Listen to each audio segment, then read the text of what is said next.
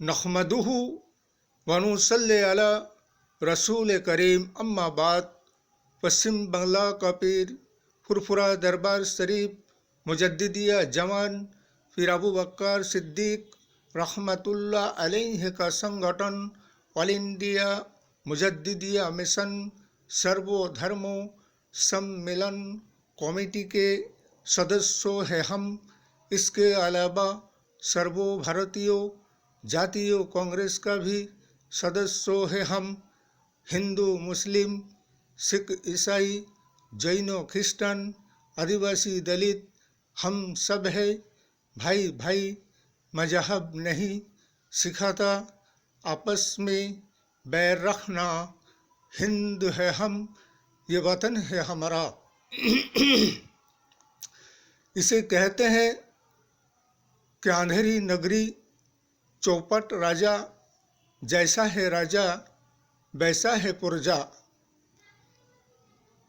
जब से ये शासन भारतीय जनता पार्टी बीजेपी सरकार का भारतवर्ष में आए हैं तो ना जाने कितने हजारों प्रकार की वादा किया गया है भारतवर्ष के जनगणों से, और ऐसे ऐसे आइन और कानून को जनगणों के सामने ला कर रखा जिससे जनगण का सुख चैन शांति सब कुछ छीन लिया गया और उन लोगों को बेचैनी बेकरारी मुसीबतों में डाल दिया जाता है और उनकी एक भी बातों को ना सुना जाता है ना माना जाता है।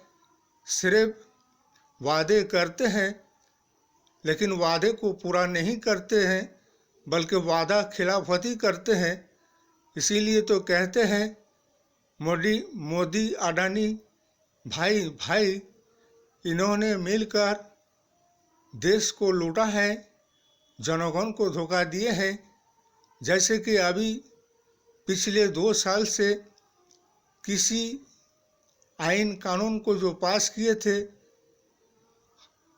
साल भर की आंदोलन प्रोटेस्ट के बाद फिर बीजेपी शासक ने किसी बिल को वापस लिए, लेकिन उनसे जो वादा किया गया था किसानों से, ना तो उनकी किसी वादों को पूरा किया गया बल्कि हजारों 700 से 800 हजार किसान शहीद हो चुके, लेकिन ना तो उनको मुआवजा दिया गया, ना ही उनके ऋण को कर्जा को माफ़ किया गया, बल्कि उन्हें धोखे में रखा गया और ना ही उन्हें उन किसानों के अनाजों का न्याय्य मूल्य उन्हें दिया गया। बल्कि ऋण कर्जा माफ़ तो उनका किया गया, अडानी का, अंबानी का, नीरव मोदी का, जिन्होंने ललित मोदी जो कि भारतवर्ष से 12,000 करोड़ रुपया लेकर विदेश भाग गया, लेकिन उसके खिलाफ कोई आईनी कानूनी कार्रवाई नहीं किया गया, ना उनके पीछे ईडी तदंत लगाया गया, बल्कि विपक्ष और विरोधी पक्ष के ऊपर ईडी तदंत लगाकर और विपक्ष को बदनाम करने की षड्यंत्र रचाया जा रहा है। इसी तरह से कभी हिंदू के नाम पर, कभी मुस्लिम के नाम पर, कभी जाति के नाम पर, कभी धर्म के नाम पर, मस्जिद मंदिर के नाम पर, अगर कोई राजनीतिक दल अगर कोई धर्म को लेकर राजनीति करेगा, मस्जिद और मंदिर को लेकर राजनीति करेगा, तो ऐसे राजनीतिक लीडर व नेता और मंत्रियों के खिलाफ हाई कोर्ट और सुप्रीम कोर्ट में मामला मुकदमा दर्ज किया जाएगा, इसलिए कि वो देश का शांति श्रृंखला भंग करते हैं, राष्ट्रीय एकता को तोड़ने की काम करते हैं, संविधान के पद पर बैठकर संविधान के शपथ लेकर और लोकतंत्र की हत्या करते हैं और संविधान के खिलाफ काम करते हैं। इसीलिए 2024 में हमारे इंडिया गठबंधन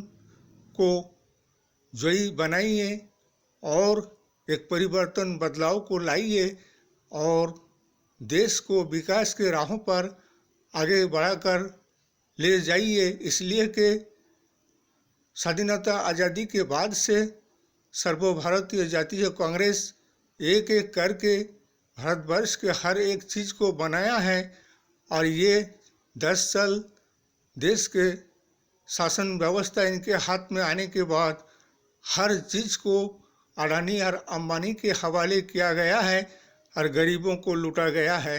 ज़रूरत से ज़्यादा इन पर जीएसटी का बोझ चपाया गया है।